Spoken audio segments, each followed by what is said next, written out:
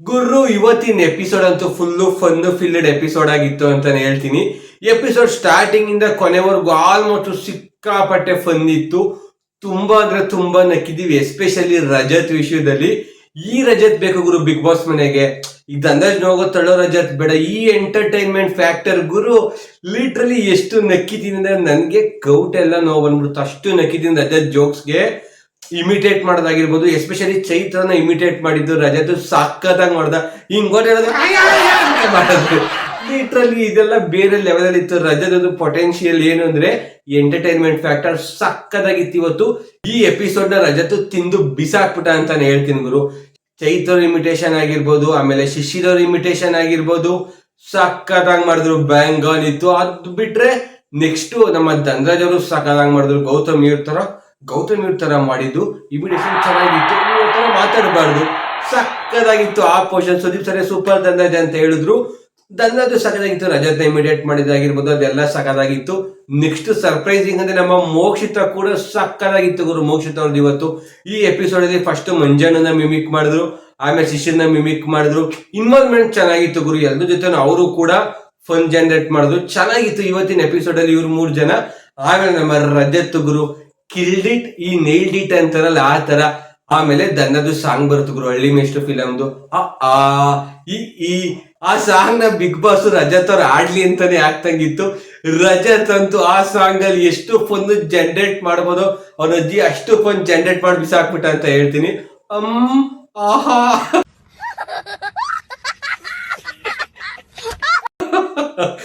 ಆ ಪೋರ್ಷನ್ಸ್ ಮಾತ್ರ mind blowing ಸಕ್ಕದಾಗಿತ್ತು ಅಂತಾನೆ ಹೇಳ್ತೀನಿ.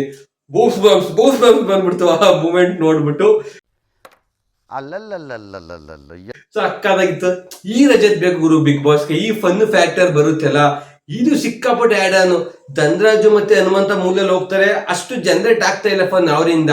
ಸೊ ರಜತ್ತು ಟಾಸ್ಕ್ ಜೊತೆ ಆ ಮಸ್ಕ್ಯುಲಾರಿಟಿ ಜೊತೆ ಜಸ್ಟ್ ಇಮ್ಯಾಜಿನ್ ಮಾಡಿ ಫನ್ ಫ್ಯಾಕ್ಟರ್ ಆಡ್ ಮಾಡಿದ್ರೆ 100% ಸುದೀಪ್ ಸರ್ ಲೆಫ್ಟ್ ಇಲ್ಲ ರೈಟ್ ಪಕ್ಕ ರಜತ್ ಇದ್ದೇ ಇರ್ತಾರೆ. ಆ ಪೊಟೆನ್ಶಿಯಲ್ ಇದೆ ರಜತ್ಗೆ ಅಂತಾನೆ ಹೇಳ್ತೀನಿ. ಧನರಾಜು ಚೆನ್ನಾಗಿ ಮಾಡಿದ್ರು. ಆಮೇಲೆ ತ್ರಿವಿಕ್ರಮ ಬೈಯೋರ್ ತರ ಮಿಮಿಕ್ ಮಾಡುವಾಗ್ಲೂ ಅಷ್ಟೇ ರಜತ್ ಅವ್ರು ಸಕಾಲಾಗಿತ್ತು. ಸುರೇಶನ್ ಟವಲ್ ಎಳೆದ್ ಬಿಡೋಣ ಅಂತ ಮಾತಾಡ್ಕೊಂಡಿದ್ದೆ ಅವರಿಬ್ರು ಸಹ. ಸುರೇಶನ್ ಹೋಯ್ತಾ ನಮ್ಗೆ ಶಾಪ್ ಹಾಕೊಂಡು ಹೋದ. ಟವಲ್ ಎಳೆಯಕ್ ಬರ್ತಾರೆ, ಎಷ್ಟು ಚೀಪ್ ಜನ ಹಂಗಿಂಗೆ ಅಂತ. ನಾನು ಮುಂಜಾನೆ ಮಾತಾಡ್ಕೊಂಡು ಕೂತಿದ್ದೆ ಸರ್, ಮೂಲಲ್ಲಿ ನಮ್ಗೆ ಬೈಕ್ ಹೋದ ಅಂದಿದ್ದು. ಆಮೇಲೆ ಚೈತ್ರ ಏನೇ ವಿಷಯಕ್ಕೆ ಸುದೀಪ್ ಸರ್ ಯಾಕೆ ನಿಮ್ ಬಾಸ್ ಹಿಂಗೆ ಅಂತಾರೆ. ಸರ್ ನಮ್ ಬಾಸ್ ಅಮಾವಾಸ್ಯೆ ಉಂಡಿ ಮೇಲೆ ಹಂಗೆ ಸರ್, ಮಿಕ್ಕಿ ಟೈಮಲ್ಲಿ ನಾರ್ಮಲ್ ಆಗಿರ್ತಾರೆ. ಗುರು ರಜತ್ ತಿಂದು ಬಿಸಾಕ್ಬಿಟ್ರು ಈ ಎಪಿಸೋಡ್ ಅಂತಾನೆ ಹೇಳ್ತೀನಿ. ಇದಾದ್ಮೇಲೆ ನೆಕ್ಸ್ಟ್ ನಮ್ಮ ಪಂಚಿಂಗ್ ವಿಷಯಕ್ಕೆ ಬರೋದಾದ್ರೆ, ಪಂಚಿಂಗ್ ವಿಷಯದಲ್ಲಿ ಗುರು ಹನುಮಂತ ಈ ನಡುವೆ ಓಪನ್ ಅಪ್ ಆಗ್ತಾನೆ ಅಂತಾನೆ ಹೇಳ್ತೀನಿ. ಬಿಗ್ ಬಾಸ್ ನಾಳೆಯಿಂದ ಹೊಸ ಲಫಡ, ಹೊಸ ಜಗಳ. ಏನೇನಪ್ಪ ಅಂದ್ರೆ ಒಂದು ಹನುಮಂತ ವರ್ಸಸ್ ರಜತ್. ಏನ್ ಗುರು ಹನುಮಂತ ಸುದೀಪ್ ಸರ್ ಹೇಳ್ಕೋತಾರೆ, ಅಂಗ್ರಿ ಅಂತ ಹೇಳಂಗಿಲ್ಲ ರೀ, ಕ್ಲೀನರ್ ಪನಿಷ್ಮೆಂಟ್ ಕೊಡ್ಬೇಕು, ಇಲ್ಲ ನಾವು ಕೊಡ್ತೀವಿ ಅಂತ ಕಾಮಿಡಿಯಾಗಿ ಹೇಳ್ತಾರೆ. ಅದಕ್ಕೆ ಸರ್ ರಜತ್ ಫೋಟೋನ ಏನ್ಕ್ರಿ ಒಂದೊಂದೇ ರೀಸನ್ ಹೇಳ್ಕೊಡ್ರಿ ಅಂತ ಹೇಳ್ತಾರೆ. ರಜತನ ತಲೆ ಮಲೀಶ್ ಮಾಡು ಅಂತಾನೆ ಅಂತ ಒಂದ್ ಕೊಡ್ತಾನೆ, ಆಮೇಲೆ ರಜತನ ಕೈ ಒತ್ತು ಅಂತಾನೆ ಅಂತ ಒಂದ್ ಪಂಚ್ ಕೊಡ್ತಾರೆ, ಆಮೇಲೆ ರಜತನ ಕಾಲು ಒತ್ತು ಅಂತಾನೆ ಅಂತ ಒಂದ್ ಪಂಚ್ ಕೊಡ್ತಾನೆ. ಆಮೇಲೆ ನನ್ನ ಗೆಳೆಯನ್ನ ತಳ್ಳುದ್ರಿ, ನನ್ ಗೆಳೆಯನ್ ಹೊಡೆದ್ರು ಹತ್ಕೊಂಡ್ ಪಂಚ್ ಕೊಡ್ತೀನಿ. ಲಿಟ್ರಲಿ ಗುರು ಆ ಮೂಮೆಂಟ್ ಒಂಥರ ಹನುಮಂತನ ಮಾಡಿದ ರೆಸ್ಪೆಕ್ಟ್ ಡಬಲ್ ಆಗೋಯ್ತು. ಯಾವಾಗ ಧನರಾಜ್ ನಾವು ಫಿಸಿಕಲ್ ಆಗಿ ತಳ್ಳಿದ್ರು ಅದಕ್ಕೋಸ್ಕರ ರಜತ್ಗೆ ಪಂಚ್ ಮಾಡ್ತೀನಿ. ಆ ಫ್ರೆಂಡ್ಗೋಸ್ಕರ ಸ್ಟ್ಯಾಂಡ್ ತಗೊಳಾಯ್ತಲ್ಲ, ಇಡೀ ಮನೇಲಿ ಯಾರು ಮಾಡಿಲ್ಲ ಅದನ್ನ. ಈ ಸೀಸನ್ ಅಲ್ಲಿ ನಂಗೆ ಸಿಕ್ಕಾಪಟ್ಟೆ ರೆಸ್ಪೆಕ್ಟ್ ಜಾಸ್ತಿ ಇತ್ತು ಗುರು ಹನುಮಂತನ ಮೇಲೆ. ಫ್ರೆಂಡ್ಗೋಸ್ಕರ ಸ್ಟ್ಯಾಂಡ್ ತಗೊಂಡಿದ್ದು. ಪ್ರತಿಯೊಬ್ರು ಹೊಡೆಯಕ್ಕೆ ಅವ್ರ ರೀಸನ್ಸ್ ಹಳೆ ದ್ವೇಷ ತಗೋತಾ ಇದ್ರು. ಬಟ್ ಹನುಮಂತನ ನನ್ಗೆ ಗೆಳೆಯಂಗ್ ನೋವು ಮಾಡಂದ್ರಿ ಅದಕ್ಕೂ ಹೊಡಿತೀನಿ ಅಂತ ಹೊಡಿತಾನೆ. ಸಕ್ಕದಾಗಿತ್ತು ಹನುಮಂತನ. We love you for that. So ನೋಡ್ಬೇಕು ನಾಳೆಯಿಂದ ಅವರಿಬ್ರದ್ದು ಬ್ಯಾಂಟರ್ ಯಾವ ರೀತಿ ಇರುತ್ತೆ ಹನುಮಂತ ವರ್ಸಸ್ ರಜತ್ ಅನ್ನೋದು. ಹನುಮಂತನ ಓಪನ್ ಅಪ್ ಆಗೋ, ಆಮೇಲೆ ಸುದೀಪ್ ಸರ್ ಭವ್ಯ ಮತ್ತೆ ಶಿಶಿರ್ ಇಬ್ರು ಉಳ್ಕೊಂತಾರೆ. ಇಬ್ರಲ್ಲಿ ಯಾರು ಸೇವ್ ಆಗ್ಬೇಕು ಅಂತ ಕೇಳ್ತಾರೆ. ಹನುಮಂತ ಹೆಂಗ್ ಓಪನ್ ಅಪ್, ಸರ್ ಸೇವ್ ಆಗ್ಬೇಡ ಕಳ್ಸೋದ ಯಾರು ಬೇಕು ಹೇಳಿ ಅಂತಾರೆ. ಸುದೀಪ್ ಸರ್ ಶಾಕ್, ಇದು ಹನುಮಂತ ಬೇಕಾಗಿರೋದು, ಯಾರು ಸೇಫ್ ಆಗ್ಬೇಕು ಹೇಳಿ ಅಂತಾರೆ. ಸೊ ಭವ್ಯಕ್ಕ ಸೇಫ್ ಆಗ್ಬೇಕು ಅಂತ ಹೇಳ್ತಾರೆ. ಅದಾದ್ಮೇಲೆ ಗುರು ನಮ್ಮ ಮಂಜಣ್ಣಂಗ ಅವನ ಅಜ್ಜಿ ಅದ್ ಏನು ಕೋಪ ಇತ್ತೋ ಗುರು ಐಶ್ವರ್ಯನ್ ಮೇಲೆ. ಹಿಂಗ್ ಗ್ಲೌಸ್ ಹಾಕೊಂಡು ಮುಂಜಾನೆ WWE ಆಡತರ ನಿಂತ್ಕೊಂಡು ರೆಡಿ ಆಗವ್ರೆ. ನಾನು ಸುಮ್ನೆ ಟಾರ್ಗೆಟ್ ಮಾಡ್ತೀನಿ. ಅದ್ ಅಜ್ಜಿ ಒಂದ್ ಪಂಚು ಗುರು, ಸಣ್ಣ ಪುಟ್ಟ ಪಂಚಲ್ಲ ಹಿಂಗ್ ಹಿಡ್ಕೊಂಡು ಇರೋ ಬಲ ಎಲ್ಲ ಬಿಟ್ಟು ಹೊಡಿತಾ ಇದ್ರು. ಒಂದೊಂದ್ ಪಂಚ್ಗೂ ಫೋಟೋನೇ ಕಿತ್ತೈತೈತೆ. ಅಣ್ಸು ಹೊಡಿ ಎಲ್ಲಾರನ್ನು ಇನ್ಫ್ಲೂಯೆನ್ಸ್ ಮಾಡ್ತಾರೆ. ಅವ್ರು ಟಾರ್ಗೆಟ್ ಮಾಡಿ ಇವ್ರು ಟಾರ್ಗೆಟ್ ಮಾಡಿ ಅಂತ ಅವನ ಅಜ್ಜಿ ಪಚಿಕ್ ಅಂತ ಕೊಡೋರು. ಅದಾದ್ಮೇಲೆ ತಿರ್ಗಾ ಆ ರೀಸನ್ ಹಳೆ ರೀಸನ್ ಎಲ್ಲ ತೆಗೆದ್ಬಿಟ್ಟು ಗುರು ಮಂಜಣ್ಣ ಅಡಿಗೆ ಮನೇಲಿ ಊಟ ಬಡ್ಸೋರ್ಗೆ ಒಬ್ರಿಗೆ ಒಂಥರ ಬಡ್ಸೋಣ ಅಂದ್ರೆ ಡಿಶೂಮ್ ಅಂತ ಹೊಡಿತಾರೆ. ಆಮೇಲೆ ನಮ್ಮ ಬಗ್ಗೆ ಎಲ್ಲರಿಗೂ ನೆಗೆಟಿವ್ ಬರೋ ತರ ಮಾಡ್ತಾರೆ, ಡಿಶೂಮ್ ಅಂತಾರೆ.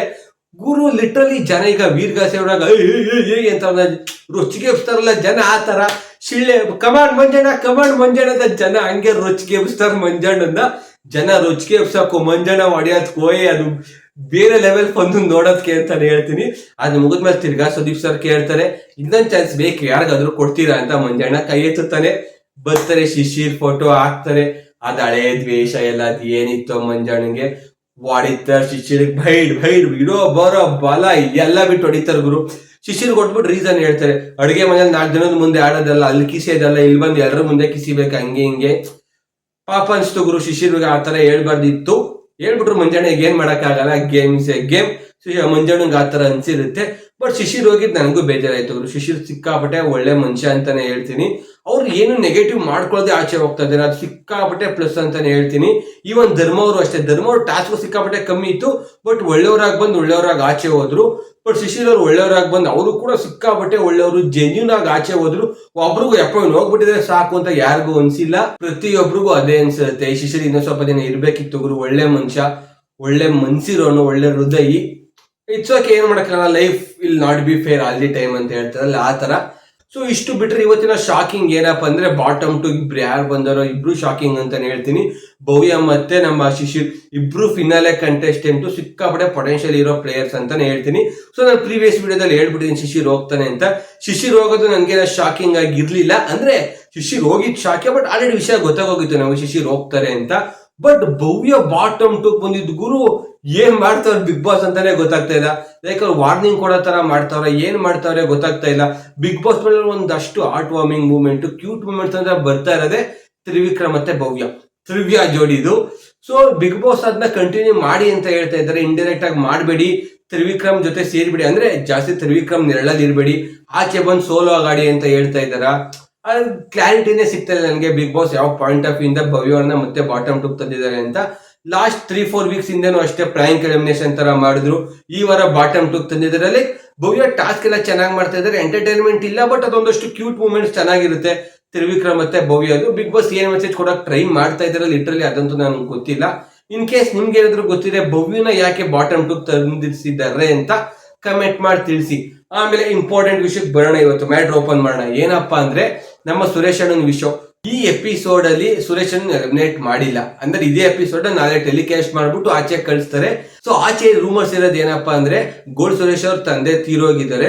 ಸೊ ಅದಕ್ಕೋಸ್ಕರ ಸುರೇಶ್ ಅವರು ಬಿಗ್ ಬಾಸ್ ಅವ್ರನ್ನ ಕ್ವಿಟ್ ಮಾಡಿ ಆಚೆ ಬರ್ತಾ ಇದಾರೆ ಅಂತ ಹೇಳಿದ್ದಾರೆ. ಸೊ ಬಿಗ್ ಬಾಸ್ ಏನ್ ಹೇಳಿದ್ರು ಅಂದ್ರೆ ಫ್ಯಾಮಿಲಿ ಎಮರ್ಜೆನ್ಸಿ ತರ ಬಂದಿದೆ, ನಿಮ್ ನೀಡು ಬಿಗ್ ಬಾಸ್ ಮನೆಗಿಂತ ನಿಮ್ ಫ್ಯಾಮಿಲಿಗೆ ಜಾಸ್ತಿ ಬೇಕು, ನಿಮ್ ಫ್ಯಾಮಿಲಿಗೆ ಮಾರಲ್ ಸಪೋರ್ಟ್ ತರ ಬೇಕು. ಸೊ ನೀವು ಅಲ್ಲೋಗಿ, ಇದಕ್ಕಿಂತ ನಿಮ್ಗೆ ಅದು ಇಂಪಾರ್ಟೆಂಟ್, ಅಲ್ಲೋಗಿ ಅಂತ ಹೇಳ್ತಾರೆ. ಜನ ಯಾವ ತರ ರೂಮರ್ಸ್ ಹಬ್ಸಿದ್ರು ಅಂದ್ರೆ ಅವ್ರ ಅಪ್ಪ ತೀರೋಗಿದ್ದಾರೆ ಅದಕ್ಕೆ ಹೋಗ್ತಾ ಇದಾರೆ ಹಂಗೆ ಹಿಂಗೆ ಅಂತ. ನ್ಯೂಸ್ ಫಸ್ಟ್ ಅವರು ಅಥವಾ ಯಾರೋ ಗೊತ್ತಿಲ್ಲ, ನ್ಯೂಸ್ ಚಾನಲ್ ಹೆಸರು ಎಕ್ಸಾಕ್ಟ್ ಆಗಿ ಗೊತ್ತಿಲ್ಲ, ಅವ್ರಿಗೆ ಅವ್ರ ಅಪ್ಪನ ಇಂಟರ್ವ್ಯೂ ಮಾಡ್ಬಿಟ್ಟವ್ರೆ. ಅವ್ರ ಅಪ್ಪ ಹೇಳ್ತಿದ್ರು ನಾನು ಚೆನ್ನಾಗಿದ್ದೀನಿ, ಉತ್ತರ ಕರ್ನಾಟಕದ ಹುಲಿರಿ, ನನ್ನ ಮಗ ಆಡ್ ಬರ್ಬೇಕು, ಕಾಲೇಟ್ ಆಗಿದ್ರು ಆಡ್ತಾವನೆ ಹಂಗೆ ಹಿಂಗೆ ಅಂತ ಇಂಟರ್ವ್ಯೂ ಕೊಡ್ತಾರೆ. ನನ್ಗೇನು ಆಗಿಲ್ಲ, ಯಾವ್ದೇ ರೀತಿ ಹೆಲ್ತ್ ಇಶ್ಯೂಸ್ ಇಲ್ಲ ಅಂತ ಹೇಳ್ತಾರೆ. ಸೊ ಬಿಗ್ ಬಾಸ್ ಯಾವ ಇಂಟೆನ್ಷನ್ ಅಲ್ಲಿ ಗೋಲ್ಡ್ ಸುರೇಶ್ ಅವ್ರನ್ನ ಆಚೆ ಕಳ್ಸಿದ್ರು, ಏನ್ ಎಮರ್ಜೆನ್ಸಿ ಗೊತ್ತಿಲ್ಲ. ಆ ಎಮರ್ಜೆನ್ಸಿನ ಸುರೇಶ್ ಅಣ್ಣನ ಆಚೆ ಬಂದು ಸೋಷಿಯಲ್ ಮೀಡಿಯಾ ಹ್ಯಾಂಡಲ್ ಅಲ್ಲಿ ಶೇರ್ ಮಾಡ್ಕೊಂಡಾಗ ಗೊತ್ತಾಗುತ್ತೆ. ಲೈಕ್ ಯಾವ ರೀಸನ್ ಆಚೆ ಬಂದ್ರು, ಬಂದಿದ್ ರೀಸನ್ ಫುಲ್ಫಿಲ್ ಆಯ್ತಾ, ಏನ್ ಕತೆ, ಏನ್ ಎಮರ್ಜೆನ್ಸಿ ಇತ್ತು, ಮಾರಲ್ ಸಪೋರ್ಟ್ ಏನ್ ವಿಷಯಕ್ಕೆ ಅಂತ ಎಲ್ಲ. ಸೊ ಇನ್ನೊಂದು ಡೌಟ್ ಇರುತ್ತೆ ನಿಮ್ಗೆ, ಸುರೇಶ್ ಅಣ್ಣ ಹೆಂಗಿದ್ರು ಆಚೆ ಕಳ್ಸಿದ್ರಲ್ಲ, ನಮ್ಮ ಶಿಶಿರ್ ಬೈನ ಒಳಗಡೆ ಕರ್ಕೋತಾರ ಅಂತ. ಐ ಆಮ್ ಸಾರಿ ಶಿಶಿರ್ ಫ್ಯಾನ್ಸ್ಗೆಲ್ಲ, ಐ ಆಮ್ ಸಾರಿ. ಶಿಶಿರನ್ನ ಮತ್ತೆ ಬಿಗ್ ಬಾಸ್ ಒಳಗಡೆ ಕರ್ಕೊಳ್ಳಲ್ಲ. ಯಾಕಪ್ಪ ಅಂತ ಹೇಳಿದ್ರೆ ಶಿಶಿರ್ ಇವತ್ತು ಬಿಗ್ ಬಾಸ್ ಮನೆಯಿಂದ ಆಚೆ ಬಂದಿದ ತಕ್ಷಣ ಒಂದು ಸ್ಟೋರಿ ಹಾಕಿದ್ದಾರೆ. ಯಾವ್ದೋ ಒಂದು ಬರ್ಡೇ ಈವೆಂಟ್ ಪ್ಲೇಸ್ ತರ ಐತೆ, ಅದನ್ನ ಪ್ರಮೋಷನ್ ಹಾಕಿದ್ದಾರೆ. ಅದ್ರಲ್ಲಿ ಖುದ್ದು ಶಿಶಿರ್ ಅವರೇ ನಿಂತ್ಕೊಂಡು ಮಾತಾಡಿದ್ದಾರೆ ಹಿಂಗೆ ಅದ್ related, Bigg Boss related journey ಹಂಗಿತ್ತು ಮತ್ತೆ ಸ್ಪಾನ್ಸರ್ಸ್ ಆತರ ಏನೋ ಮಾತಾಡಿದ್ದಾರೆ. ವಿಚ್ ಮೀನ್ಸ್ ಅವ್ರು ಆಲ್ರೆಡಿ ಆಚೆ ಬಂದ್ಬಿಟ್ಟಿದ್ದಾರೆ ಬಿಗ್ ಬಾಸ್ ಮನೆಯಿಂದ. ಬಿಗ್ ಬಾಸ್ ಮನೆಯಿಂದ ಒಂದ್ಸಲಿ ಆಚೆ ಬಂದು ಪಬ್ಲಿಕ್ ಜೊತೆ ಒಪಿನಿಯನ್ ಮಾತುಕತೆ ಆದ್ಮೇಲೆ ಮತ್ತೆ ಬಿಗ್ ಬಾಸ್ ಮನೆ ಕರ್ಕೊಳ್ಳಲ್ಲ. ಸೊ ಶಿಶಿರ್ ವಾಪಸ್ ಬರಲ್ಲ. ಈ ವಾರ ಆ ಲೆಕ್ಕ ಹೋದ್ರೆ ಡಬಲ್ ಎಲಿಮಿನೇಷನ್ ಆಯ್ತು ಅಂತಾನೆ ಹೇಳ್ತೀನಿ. ಸೊ ಇಷ್ಟ ಆಗಿತ್ತು ಇವತ್ತಿನ episode review. Fun filled and emotional coastal ride ಅಂತಾನೆ ಹೇಳ್ತೀನಿ. ಸೊ ಇಷ್ಟ ಆಗಿತ್ತು ಇವತ್ತಿನ ಎಪಿಸೋಡ್ ರಿವ್ಯೂ. ಇದ್ರೆ ಪ್ರತಿದಿನ ಎಪಿಸೋಡ್ ಪ್ರೋಮೋ ರಿವ್ಯೂ ನನ್ನ ಚಾನಲ್ ಅಲ್ಲಿ ಬರುತ್ತೆ. ಈ ರೀತಿ ಸಪೋರ್ಟ್ ಮಾಡ್ತಾ ಇದ್ದೀರಾ, ಅದೇ ರೀತಿ ಸಪೋರ್ಟ್ ಮಾಡಿ ಅಂತ ಹೇಳ್ತಾ ಥ್ಯಾಂಕ್ಸ್ ವಾಚಿಂಗ್, ಸೈನಿಂಗ್ ಆಫ್. ಬಬ್ಬಾ. ಇನ್ನೊಂದು ನಿಮಗೆ ಗಗನ್ ಸಿಮನ್ ಆನ್ ವೆಜ್.